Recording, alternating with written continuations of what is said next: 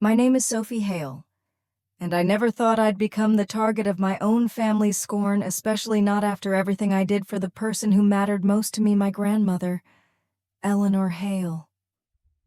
She passed away 3 weeks ago. I was still mourning in quiet ways, lighting her favorite lavender candle each night, playing her old records in the kitchen when I received a text message that changed everything. It was from my cousin, sent to a group thread I wasn't supposed to see. It read, "Will reading is set for Thursday. Mom says not to tell Sophie. She doesn't deserve to be there after everything." I stared at my screen, my heart thudding. My own family had excluded me from Grandma's will reading. No explanation, no message, just silence, and then that, to them, I was ungrateful. A black sheep. The granddaughter who chose to become a hospice nurse instead of joining the family business or marrying rich like they expected.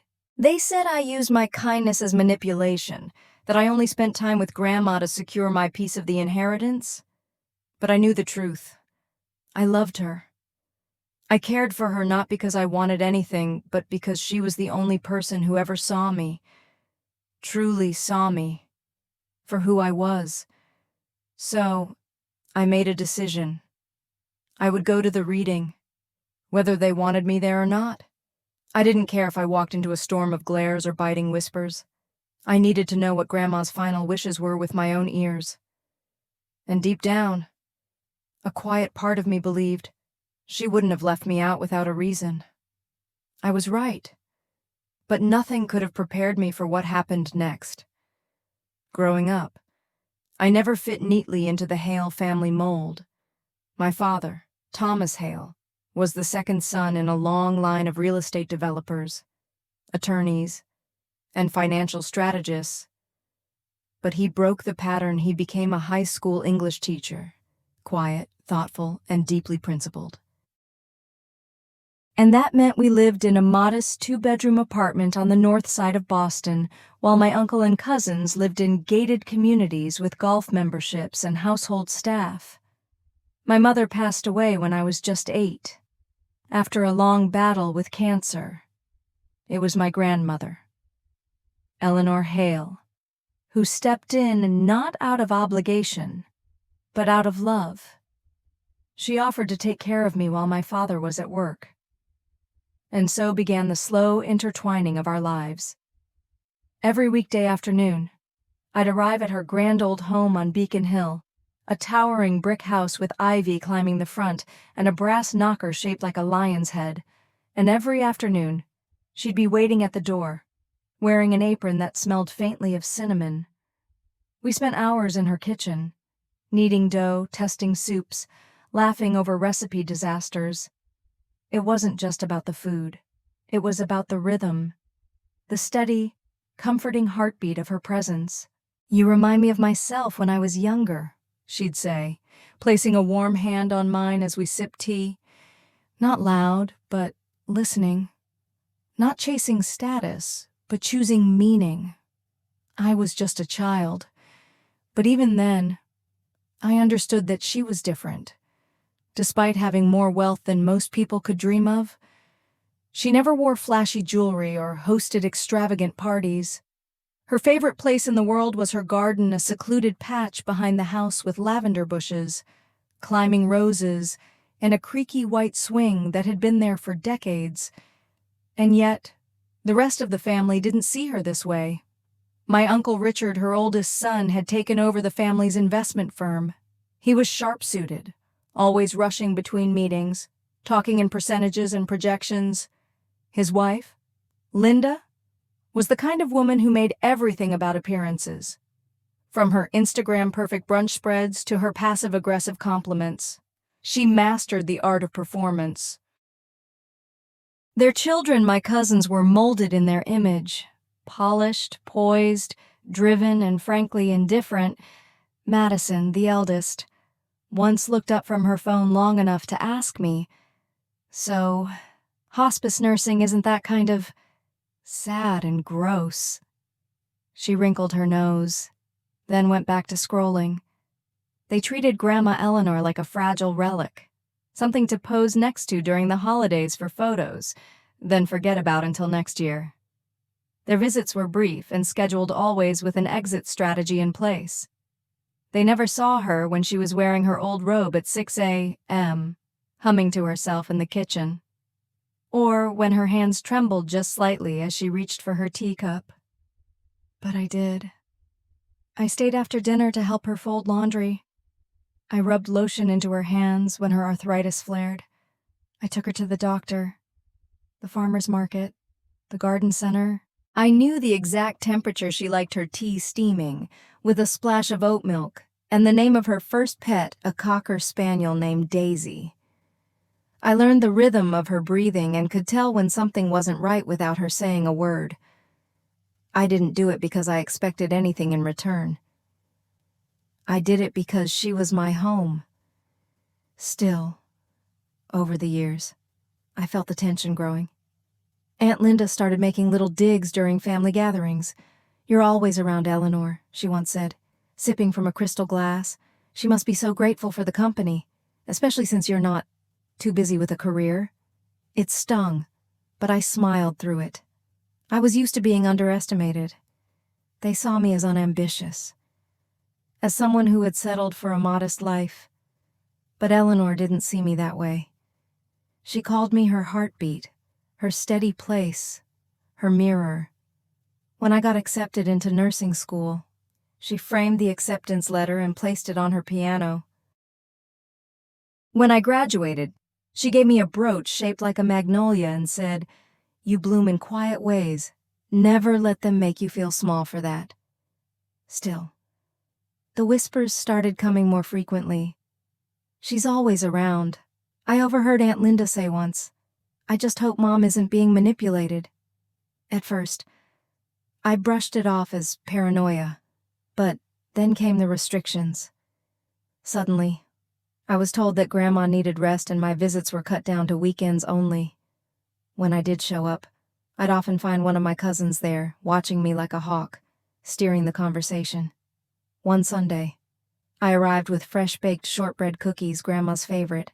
As I opened the tin, Madison appeared in the doorway with a forced smile. "Oh, those again," she said. "You know sugar's not great for elderly people."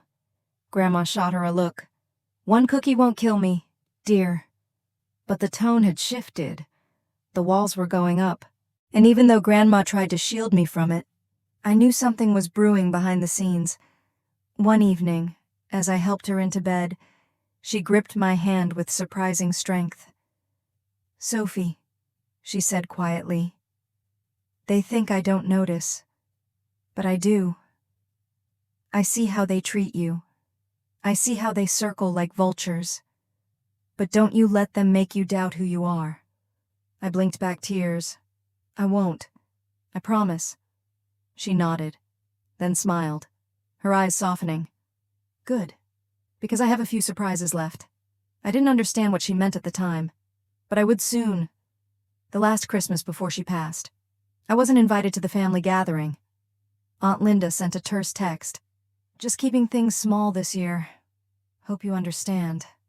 Later, I saw photos online. Everyone was there but me. Even distant cousins I hadn't heard from in years. Grandma looked tired in those pictures. Her smile was there, but it didn't reach her eyes. I visited her the next day, bringing a basket with her favorite tea, the shortbread cookies, and a small photo album I'd made of our garden adventures. She hugged me tighter than usual. "You're my constant," she whispered. I didn't know it then, but that would be the last time I'd ever see her alive. When she passed away 2 months later, it was Maria, her home health aide, who called me not my family. They hadn't even told me. They buried her with grandeur, white roses, violin quartets, long-winded eulogies about legacy and success. I was seated in the third row, behind cousins who hadn't seen her in a year. Not once was I asked to speak. I sat in silence, clutching the photo album in my lap. But even then, I held on to her final words to me. I have a few surprises left. I just didn't expect them to explode in the middle of a law office. After the funeral, the air between me and my family became even thinner. Aunt Linda wouldn't meet my eyes when I approached her outside the chapel. Madison gave me the kind of tight-lipped smile you reserve for strangers at airport terminals. No one asked how I was coping. No one even said my name. And yet, I kept showing up. I dropped off a basket of leftover flowers to the hospice center where I worked, in Grandma's honor. I mailed handwritten thank you cards to the neighbors who had sent condolences. I even called Uncle Richard to offer help sorting Grandma's personal effects, hoping, foolishly, that maybe, just maybe, their hostility was temporary grief. He never called back. Then came the text. It was a Wednesday night, and I was finishing up patient notes at the clinic when my phone buzzed. It was from Madison. I blinked in confusion. She hadn't messaged me in over a year. The screen read, "Reminder, will reading is tomorrow at 2 p.m. at Bellman and Green. Mom says not to tell Sophie." My heart stopped. At first, I thought it was a mistake, some old group chat thread she'd forgotten to edit. But seconds later, a follow-up came through. "Oops, wrong thread. Please ignore." I stared at the screen for a long time, my hands trembling. They were going to read Grandma's will. Tomorrow.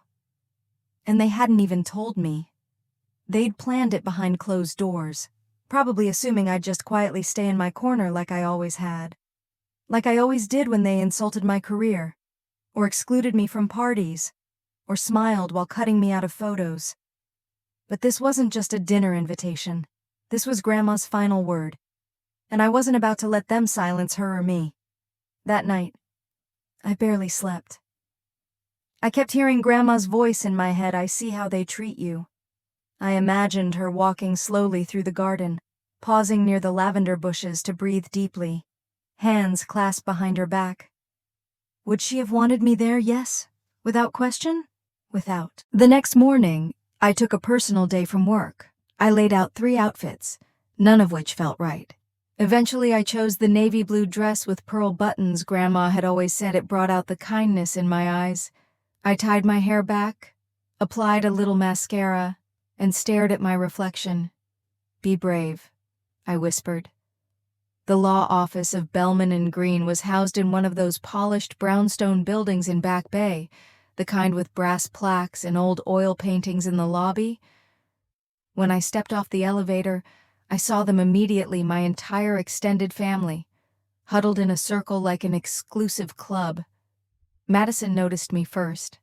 Her face stiffened, then twisted into something between surprise and annoyance. "Sophie," Aunt Linda said flatly, "what are you doing here?" I held my voice steady. "I'm here for the reading of Grandma Eleanor's will." "You weren't invited?" she snapped. Uncle Richard stepped between us, his voice lower but no less hostile. "This is for family. I am family," I replied simply. There was a beat of silence, a palpable tightening in the room, before anyone could retort. A door opened and a man in his late 60s with kind eyes and silver hair stepped into the hallway. He held a clipboard and wore an expression of polite confusion. "Are we all here for the estate of Eleanor Hale?" he asked. "Yes," Uncle Richard answered quickly. "We're ready." The man's eyes scanned the group, then landed on me. "Miss Sophie Hale." "That's me," I said. He smiled and gestured for the group to enter. Then we're all set. The air was sucked from the hallway. You could feel it, the flicker of power shifting. We filed into a conference room with high windows and a mahogany table that looked older than any of us. I took a seat near the far end, ignored by the others. But I didn't care. I was here, and so was she. The man introduced himself as Mr. Harrison, Grandma's personal attorney for over 30 years. He spoke calmly, professionally, but I noticed a gleam in his eye when he looked at me, as if he knew something they didn't. "Before we begin," he said, "I'd like to clarify that Mrs. Eleanor Hale made several very specific requests regarding today's reading. She revised her will 6 months ago, with full legal counsel and cognitive evaluation by 2 independent specialists. Everything in this document reflects her clear, conscious intent. Aunt Linda coughed. We've already discussed the major assets among the family. We thought this would just be a formality. Mr. Harrison raised an eyebrow. A formality? Yes, Madison chimed in. We assumed Sophie wouldn't be involved. I'm afraid that's not how this works. Mr. Harrison replied curtly. He opened a dark leather folder and adjusted his glasses. Let me read it to you exactly as she wrote it. The room fell dead silent. I, Eleanor Margaret Hale, being of sound mind and body, do hereby declare this to be my final will and testament, after careful reflection on the past years and thorough observation of those around me. I have come to a decision regarding the legacy I leave behind. To my beloved granddaughter, Sophie Hale, I bequeath all of my property, real and financial, including the residence at 17 Beacon Hill, the summer estate in Vermont, my personal savings and investment accounts, and all heirlooms and possessions housed within. A sharp gasp escaped Aunt Linda's lips. Madison's water bottle slipped from her hand and rolled across the carpet. Uncle Richard sat stone still, jaw clenched so tightly I thought I heard a tooth crack. Mr. Harrison paused and looked up. There is more. I make this decision not lightly, nor out of favoritism. I have watched how each of my family members showed up or didn't over the years. I've taken notes, saved messages, and recorded conversations. My decision is not a reward, but a reflection. Sophie, you alone never made me feel like a burden. You gave, not because you hoped to receive, but because you loved me. No one moved. The only sound in the room was the soft hum of the HVAC unit overhead. Aunt Linda's voice cracked. This is not acceptable. It's legal. Mr. Harrison said simply, and ironclad. I was stunned, motionless. I couldn't feel my hands. My ears were ringing. But somewhere, beneath the shock and adrenaline, I felt a quiet bloom of warmth in my chest. She'd chosen me. Not because of what I'd done, but because of who I'd always been. No one said anything for a full 10 seconds after Mr. Harrison finished reading the will. Then Aunt Linda stood up so fast her chair screeched across the polished floor. This is outrageous, she snapped, her voice shaking with fury. She must have been confused, or pressured, or manipulated. Mr. Harrison remained calm. Mrs. Hale underwent a full mental capacity evaluation 3 separate times in the months before her passing. Each assessment was conducted by independent neurologists. I have written certification from all of them. She was old, Richard said through gritted teeth. She trusted people too easily. Sophie had unlimited access. Don't pretend that didn't affect things. I looked at them, all of them, searching for any flicker of humanity. These were the people who claimed to love her, who showed up to her funeral wearing designer black, posting flowery tributes online, but never once sat with her in her garden as the light changed across the lavender. I never asked for this, I said quietly. Oh, please, Madison muttered. You've been angling for this for years. I wanted to scream, to throw the table over, to remind them of every grocery run, every doctor visit, every day I sat beside Grandma while they were too busy taking selfies in Milan or Miami, but I didn't. Instead, I stood. I came here to hear Grandma's final wishes, I said, voice calm but unwavering. Now I have... That's all I wanted. Mr. Harrison handed me a sealed envelope. She left you a personal letter. She asked that I give it to you privately, but perhaps now is the time. With trembling hands, I opened it. My dearest Sophie, if you're reading this, you already know what I've chosen. I imagine the others are not taking it well, but I want you to know that I saw you. Truly. You never treated me like a task or an obstacle. You treated me like a whole person even when my body failed me. Over the last few years, I've been watching all of you, listening, testing. Some came only when there was something to gain. You came even when there was nothing. That's why everything is yours. Because I trust you to do good with it. Love always. Grandma. I folded the letter slowly, feeling the weight of it settle inside me like stone and fire all at once. They kept talking after I left, I'm sure. Plotting, accusing, raging, but I didn't hear them. I walked out of the law office and into the Boston wind, clutching Grandma's letter like a shield. That night, the messages started. First a voicemail from Aunt Linda. You've embarrassed this family. If your grandmother were still here, she'd be heartbroken. Then a text from Madison. Nice performance today. I hope you enjoy sleeping in that dusty old house alone. Even distant relatives chimed in. We all know Eleanor wasn't thinking clearly. You should do the right thing and divide things equally. The pressure was subtle at first, like little drops of acid, but it soon became a downpour. Phone calls from blocked numbers, anonymous emails, rumors circulating at the hospice center where I worked. One of my supervisors pulled me aside. Sophie, there's been talk. People are saying your family might be contesting the will. I nodded silently. Privately, I was unraveling. I couldn't sleep. I couldn't concentrate. Every time my phone buzzed, I braced for another attack. I started avoiding social media altogether. Then one evening, I received a message from Maria, Grandma's longtime home aide.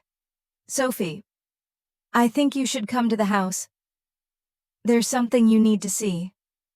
When I arrived, the house was dark and quiet eerily, so Maria met me at the front door with a troubled expression. I came by to check on things, water the plants, air out the linens, she said, leading me inside. But it looks like someone's been here already. She wasn't wrong. The moment I stepped into the sitting room, I felt it. The absence.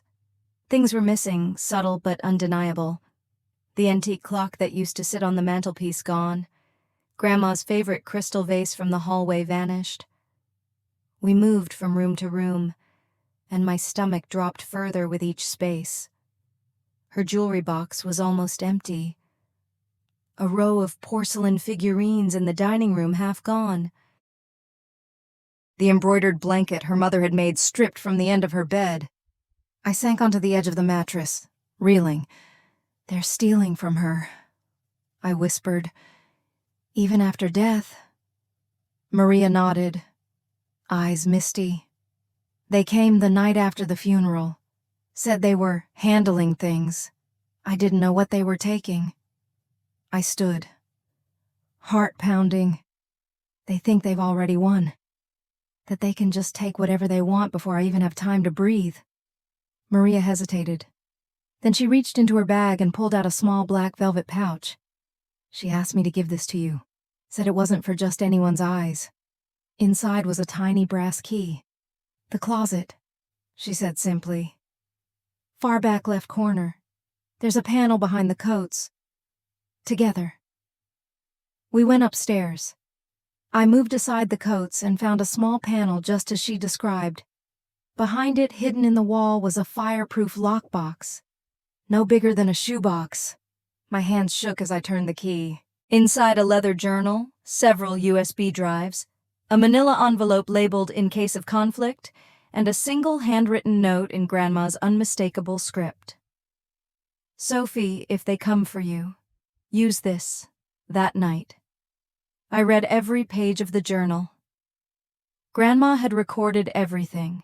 Every visit, every phone call, every cold remark, every gift taken without asking. She even documented dates, times, and exact quotes. She had receipts literal and emotional. One passage hit me like a punch. Madison visited last week, left after 10 minutes, took the sapphire brooch from my vanity without asking, said she always loved it as a child. I didn't say no, but I didn't say yes either. Another Richard brought up selling the Vermont house again. Said it was a waste of a valuable asset. I told him it held more memory than money. He rolled his eyes. She wasn't senile. She was strategic. And now, her final play rested in my hands.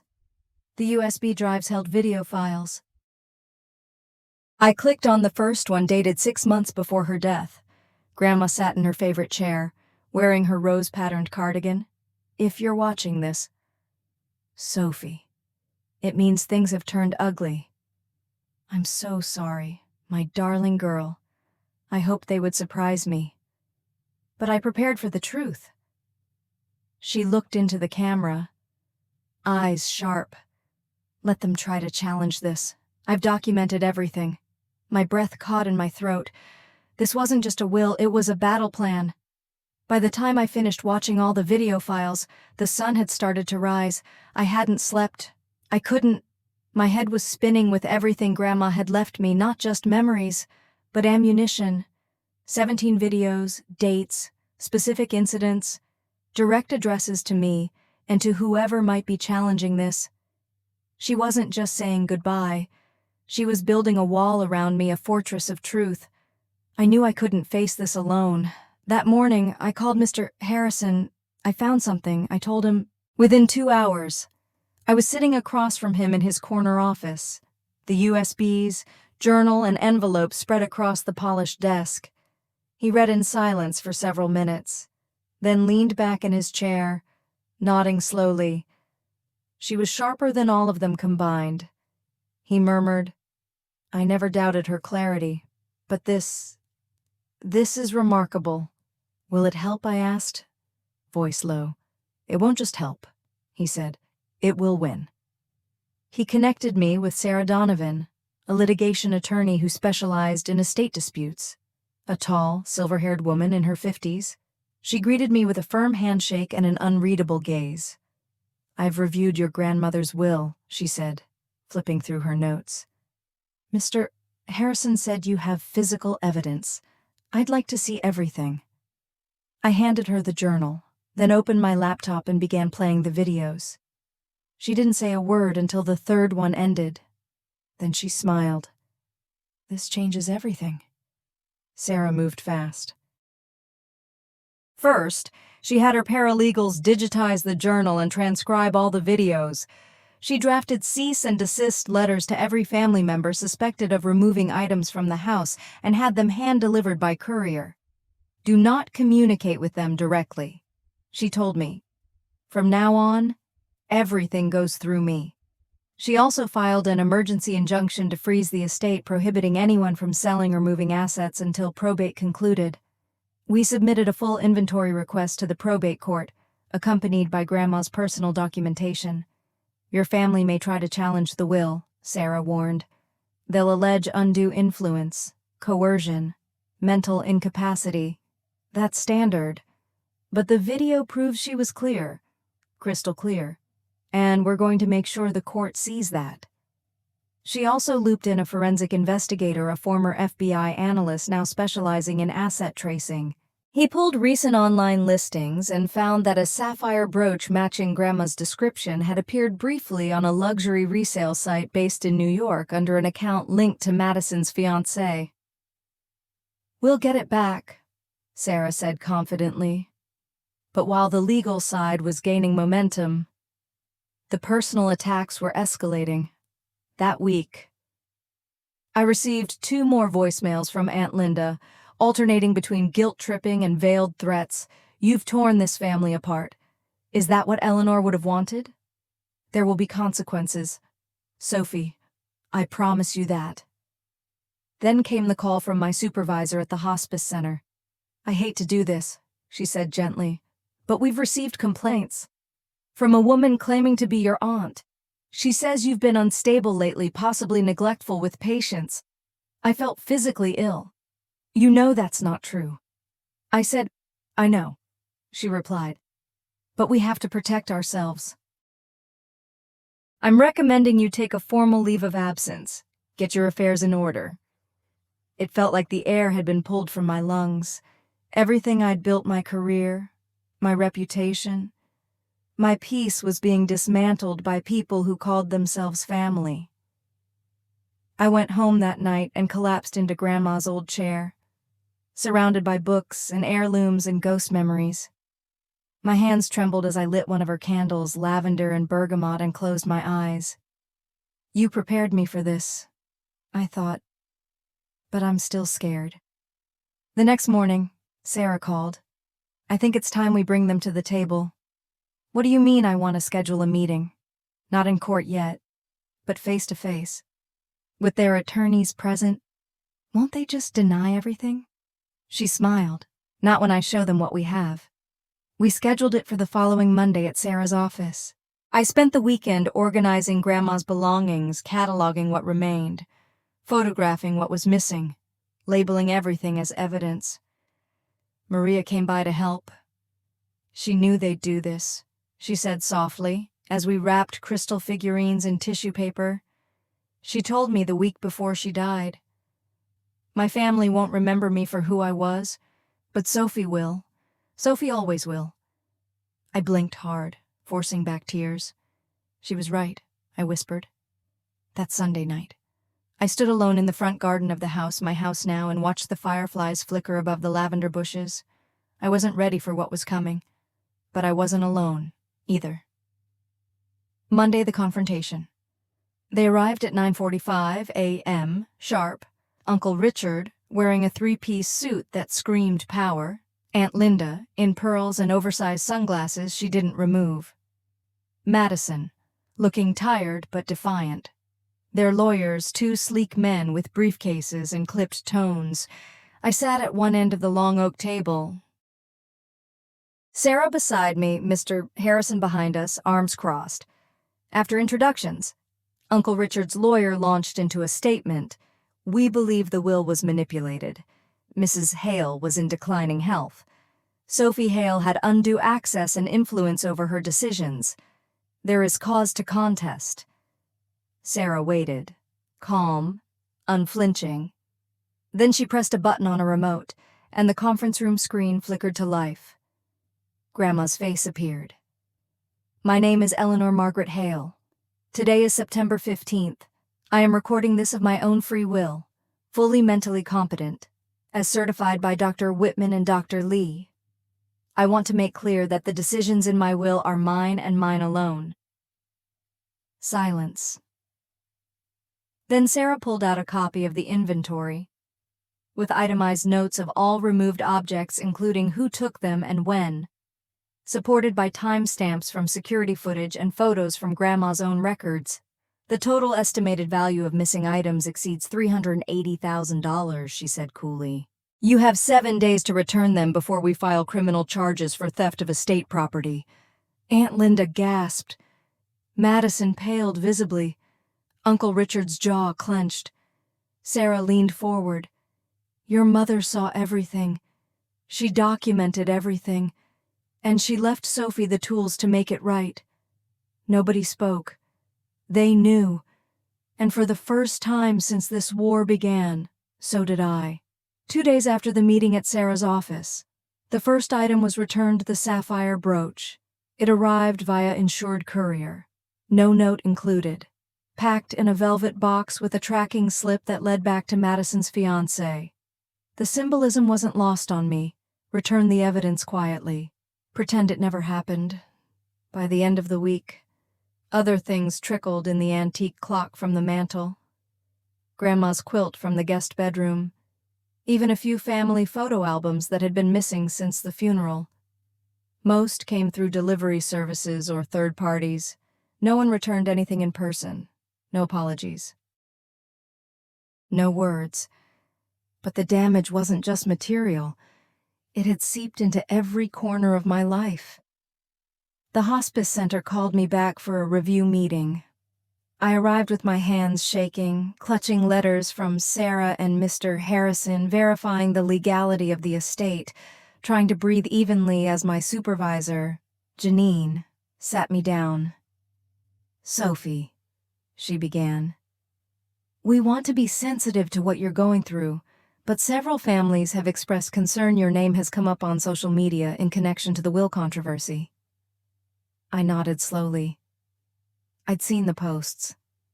Madison had shared a photo of me at the funeral with the caption, "Some people smile for the cameras and steal from the dead behind closed doors." It had over 500 likes and dozens of comments, mostly from strangers who didn't know the full story. "I haven't done anything wrong," I said quietly. "I know," Janine replied, "but perception matters. We're going to place you on extended leave, paid until the probate process is complete. Paid leave." It sounded generous, but I knew what it really meant. They didn't want the drama, and I had become radioactive. I walked out of the building I had called home for 5 years and stood in the parking lot, numb. This was the cost of standing up for Grandma, for honoring her wishes, for choosing truth over silence. That night, I cried harder than I had since the day she died. Not because I regretted anything, but because I was exhausted, because fighting for what's right can sometimes feel so lonely. Maria came by the next day, bringing me homemade soup and fresh-baked bread.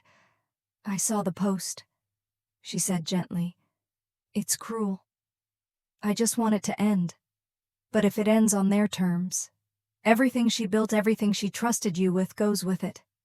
I looked at her, tears burning behind my eyes. "Do you think I'm strong enough?" She smiled and took my hand. "I don't think—" I know.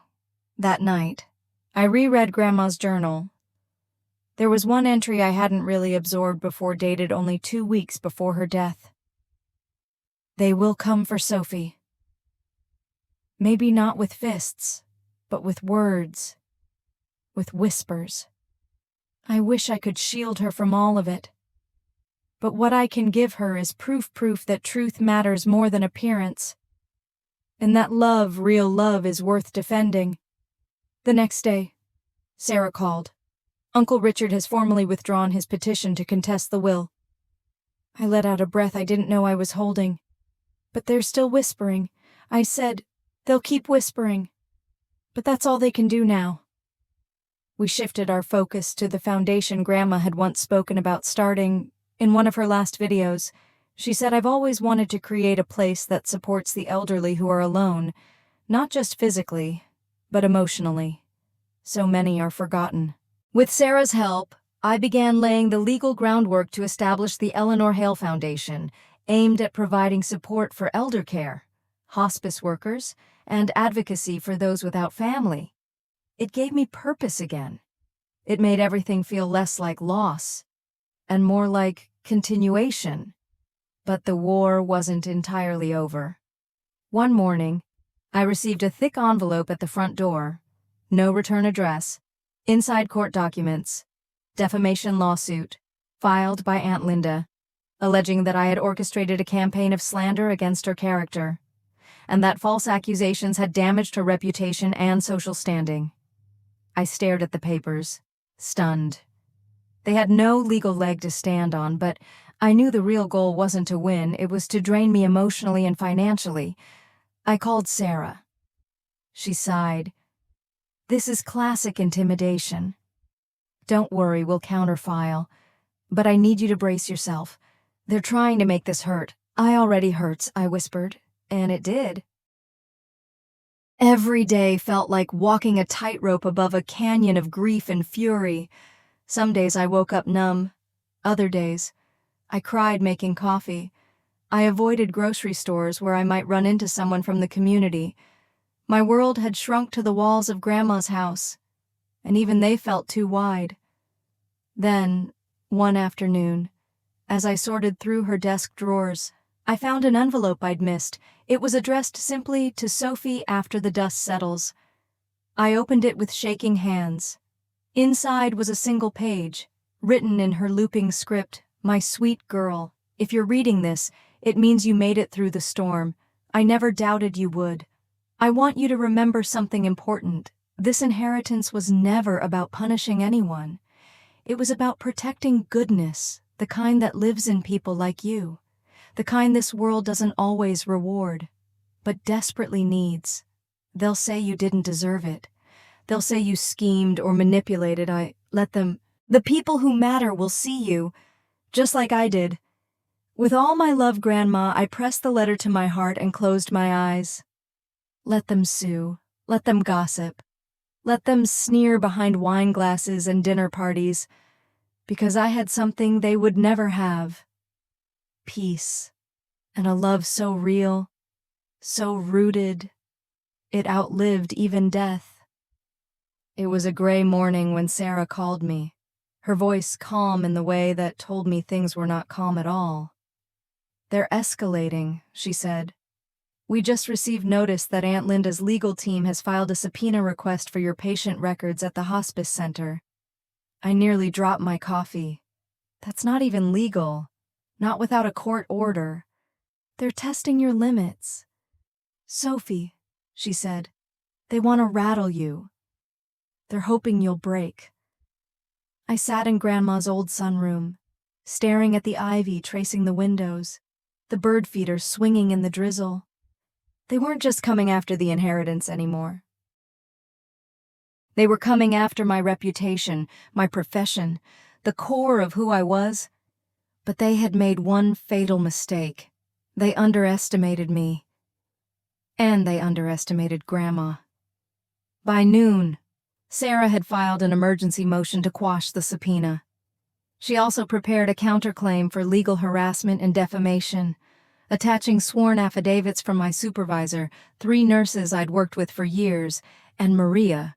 All of them attested to my professionalism, compassion, and unblemished work ethic. "We're not just defending you," Sarah told me. "We're going on the offensive." She wasn't bluffing.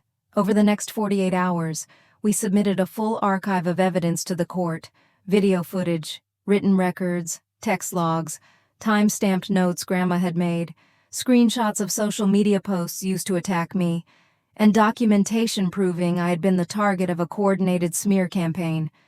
"We're requesting sanctions against Aunt Linda," Sarah said. "They crossed a line. This stops now." The judge agreed to a hearing. It was scheduled for Friday. I wore a soft gray suit and pinned Grandma's magnolia brooch to my lapel, the one she gave me on the day I graduated from nursing school. It was the only jewelry I wore. I didn't need anything else. The courtroom was bright with morning light, a sharp contrast to the tension inside. Aunt Linda was seated beside her attorney, back rigid, lips pursed like she was holding back both tears and venom. Madison wasn't there. Uncle Richard, I'd learned, had retained a separate lawyer and was trying to stay out of public view entirely. Sarah stood when it was time and approached the judge with quiet authority.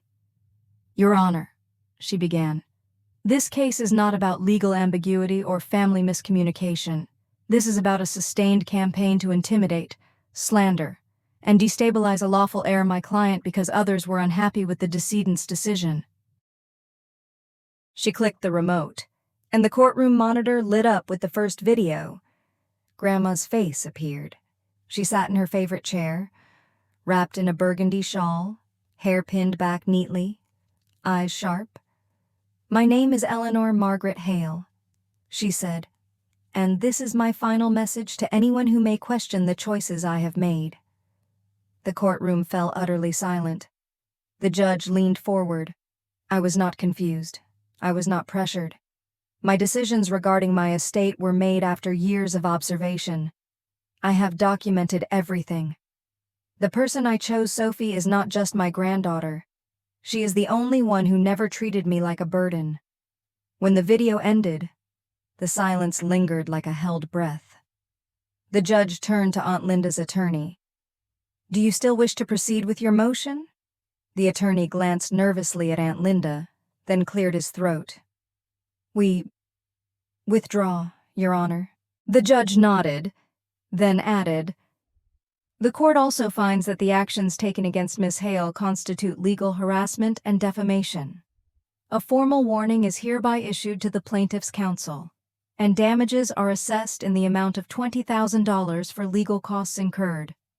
The gavel came down. It was over, and not just in a legal sense. When we exited the courthouse, reporters waited, cameras in hand. Only one dared approach me, holding a recorder gently, like she didn't want to scare me. "Do you feel vindicated?" she asked. I paused, glanced at the sky, now beginning to clear. "No," I said softly. "I feel like my grandmother can finally rest." In the weeks that followed, the estate was formally transferred into my name. Mr. Harrison guided me through the paperwork, the trust documents, the property titles, the foundation endowment accounts, the house, the Vermont estate, the personal heirlooms. All of it now bore my signature, but none of it felt like ownership. It felt like stewardship. I wasn't keeping Grandma's legacy. I was continuing it. With Sarah's help, we officially launched the Eleanor Hale Foundation, its mission to support elder care, provide resources to hospice staff, and establish a grant fund for aging individuals without family advocates. We held the opening ceremony in Grandma's garden. Maria brought tea. Mr. Harrison wore his best tie. I invited a few former patients' families. Even my hospice supervisor came, quietly expressing her regret over how I had been treated. We planted a cherry tree in the center of the lawn. A small plaque at its base read, "In memory of Eleanor Hale. Beloved matriarch, quiet fire, eternal roots." When it came time to speak, I took a deep breath and stepped forward. "This foundation isn't about money," I said.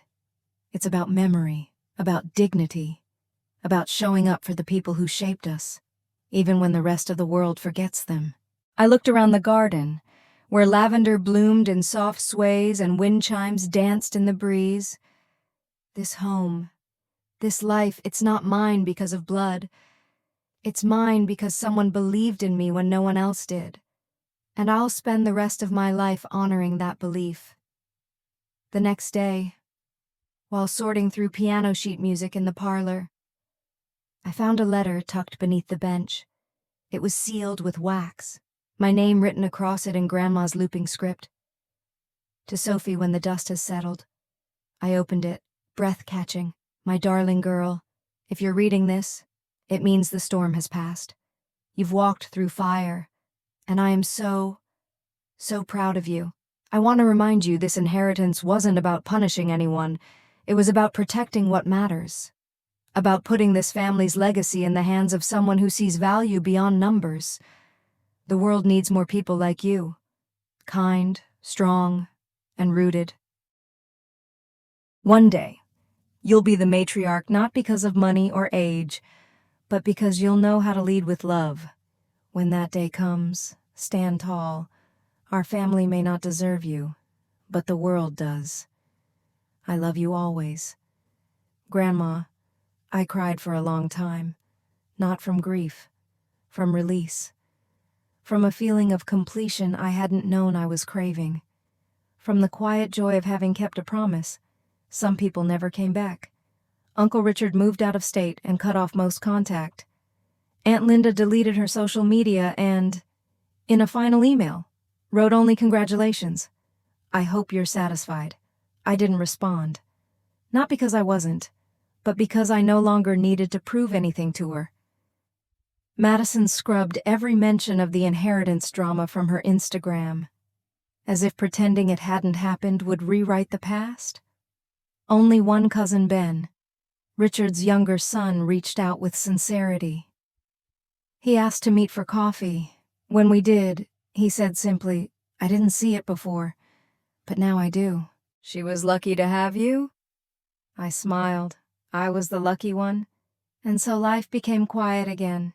Not empty, but full in a way I had never known. I began hosting small dinners in the garden. Old friends, neighbors, Maria. We cooked from Grandma's recipe cards and read her old poems aloud as the sun went down.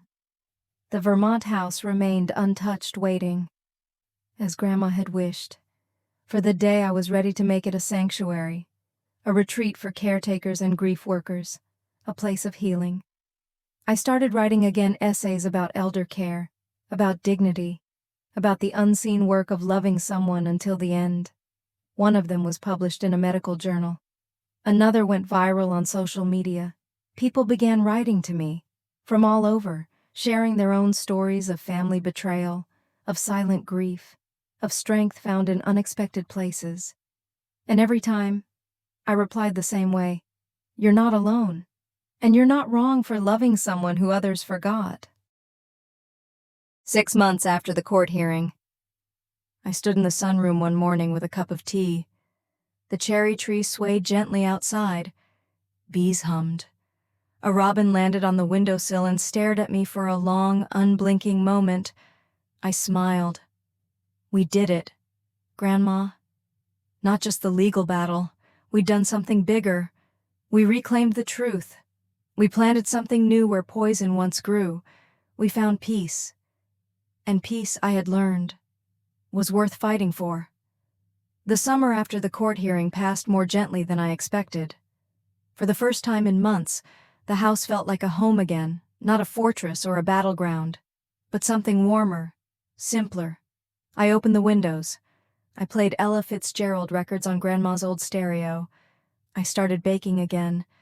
Sometimes, I'd catch myself humming while folding laundry or watering the lavender. I hadn't realized how long I'd gone without music in my life, without laughter. Then, one quiet Tuesday afternoon, a letter arrived. It was postmarked from Vermont, no return address. I recognized the handwriting instantly, Madison. My stomach tightened as I opened the envelope, expecting venom or a guilt-ridden diatribe. Instead, I found something else.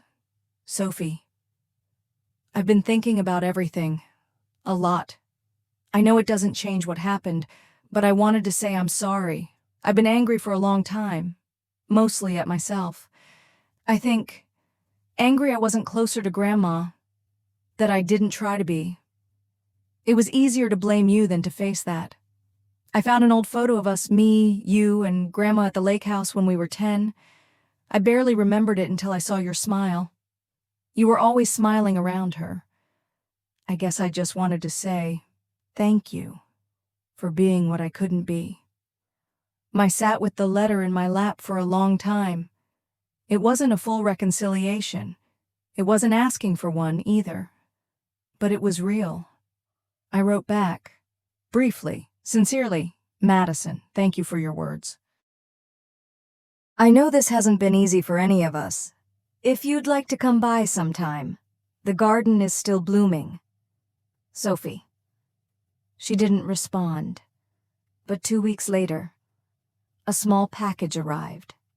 Inside was a velvet pouch containing Grandma's pearl hairpin, the one Madison had once borrowed and never returned. No note, just the pin, and that was enough.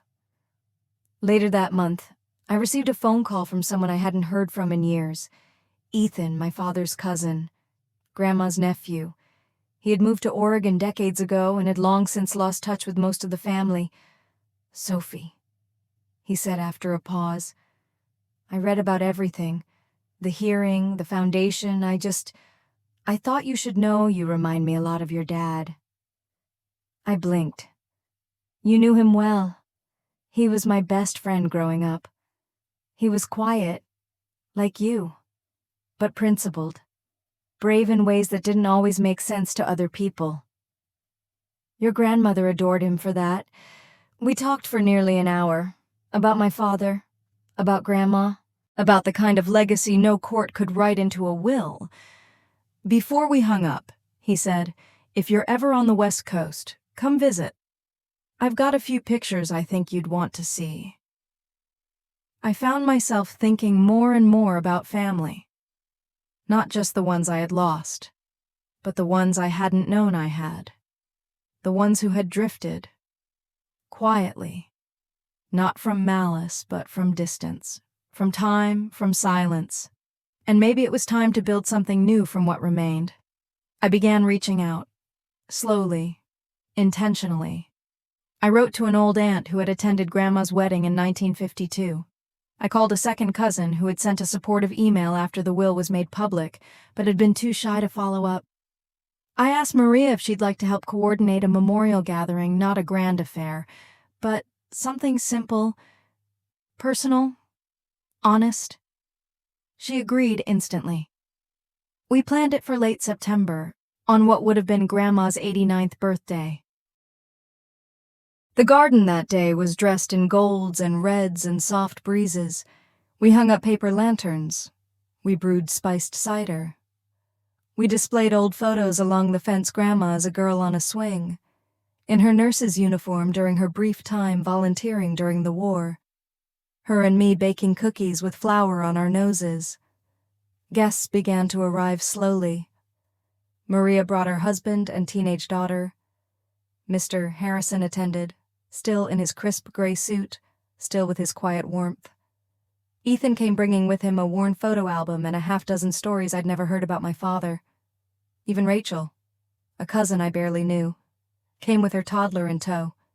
She brought a bouquet of lavender and asked, haltingly, Do you remember the cookies she used to make every Christmas? I still bake them?" I said, "Same recipe, just a dash of black pepper." Her eyes widened, then softened. So that was the secret. We laughed, and just like that, a thread was mended. I ended the evening with a short speech. "I used to think this house was my inheritance," I said, voice steady. "But it's not. Not really." I looked around at the faces, some familiar, some distant, all touched by the same woman. My inheritance is this sense of place, this community, this memory, the idea that love can be deliberate, and legacy doesn't come from blood alone. Silence settled for a moment. Then Ethan clinked his glass. "To Eleanor," he said, and we all raised ours. Later that night, after the garden had emptied and the candles had burned low, I stood at the porch rail and looked out across the yard. The cherry tree we'd planted in her name had begun to change its leaves, a soft blush of fire and amber. I closed my eyes. "I hope you saw it," I whispered. "I hope you felt it." The wind rustled through the branches, and for a moment I could swear I heard her voice. "You made it home, Sophie." I smiled. "Yes, I had. It was a Sunday morning when I finally unpacked the last box. The house, for so long wrapped in shadows and memory, had become something entirely new. Not just Grandma's house, not just the Hale estate, but mine. I had repainted the study a soft sage green, filled the kitchen with copper pans and cheerful dish towels, and turned the upstairs guest room into a cozy reading nook with a velvet chaise and all of Grandma's old poetry books. But the biggest change, the silence no longer haunted me. It cradled me. Every echo in the hallway, every creak in the floorboards, it felt like memory rather than absence, like presence. I still missed her, every day, but the grief had softened from a blade into a thread, something I carried. Yes, but no longer something that cut. And for the first time since she passed, I didn't feel like I was surviving her loss. I was living her legacy. The Eleanor Hale Foundation began to grow in ways I hadn't dared imagine. What started as a single grant for a local hospice expanded into statewide outreach. We funded caregiver wellness retreats, built partnerships with nursing schools, and even launched a podcast, A Good Goodbye, to tell stories from the front lines of aging and caregiving. One day, I was invited to speak at a conference in New York. As I stepped onto the stage and looked out at the room of doctors, nurses, and social workers, I thought of how Grandma used to whisper, "You were always meant for more than what they gave you." I told them the truth, not just about Grandma's will or the legal war that followed, but about how we treat our elders, about the dignity they deserve, about how love, real love, is not flashy or convenient. It's made in the quiet places, long drives, hospital chairs, late-night tea. After the talk, a woman in her 60s came up to me crying. "My daughter and I fought when I moved into hospice," she said. "She thought I was a burden. But after hearing your story, she flew in. She's here today." Her daughter stood nearby, tears in her own eyes. They hugged. And in that moment, I knew this was why Grandma chose me. Not because I was perfect, but because I understood. Winter came softly. Snow blanketed the lawn. The cherry tree outside the sunroom stood bare and beautiful, its branches reaching like arms into the sky. I baked pies and read novels and spent long afternoons watching birds from the kitchen window. One day, Maria brought over her daughter, Lena, who was thinking about applying to nursing school. "She's nervous," Maria said. "Wants to know what it really takes." I made tea and we sat on the porch, bundled in scarves and thick socks. I told her the truth. "It takes heart," I said. "More than skill. More than grades. You have to want to be there for people when everyone else runs away." Lena nodded slowly. "Like you were for your grandmother." I smiled. "Exactly." Before they left, she hugged me tightly. "Thank you," she whispered, "for showing me what it looks like."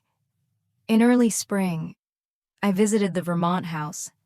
The moment I stepped onto the wraparound porch, I could feel her. This was where Grandma had spent summers as a child, where she took me fishing, where she read me Anne of Green Gables by firelight. The property had fallen into gentle disrepair, but the bones were strong. The trees whispered stories through the wind. I knew what I wanted to do. With Sarah's help and a small grant from the foundation, I began the process of converting it into a retreat for end-of-life caregivers, a place to rest, to heal, to remember that their lives mattered, too. I called it the Hearth. Back in Boston, my days found a rhythm. Mornings spent walking by the Charles River, afternoons at the foundation office or reading letters from people the story had reached. Evenings cooking meals Grandma would have loved, simple, comforting, nourishing.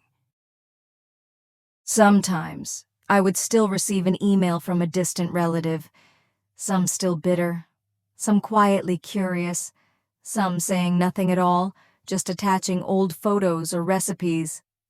I replied only when it felt honest. No performance, no guilt, just truth. Because I had learned that healing doesn't always look like a family reunion. Sometimes it looks like letting go of the ones who can't meet you where you are and welcoming the ones who do. On the first anniversary of her passing, I lit a candle at sunset and sat by the cherry tree. I wore the brooch. I read the last letter she'd ever written me. "You don't need to carry my name to carry my love, but if you do carry it with grace, with power, with the gentle kind of strength that builds rather than destroys." I looked up at the sky, just as the first star appeared. "I do. Grandma," I whispered. "I promise." And I meant it. I live a quieter life now, but it is full of intention, of purpose, of a legacy that does not glitter but glows. Sometimes people ask me if I'd ever forgive my family, if I'd invite them back, if I wish it had all turned out differently. The answer is complicated. I don't hate them, but I don't miss the silence, the cruelty, the way they looked at Grandma like a vault instead of a person. And I don't need to rewrite the past, because I'm finally writing my own future. One not built on inheritance, but on intention. One not shaped by blood, but by love. One not lived in reaction, but in peace, true peace. The kind that lingers in the lavender. The kind that hums through old brooches and handwritten recipes and long walks through snow-dusted fields. The kind that says, "You did good, Sophie. You did good."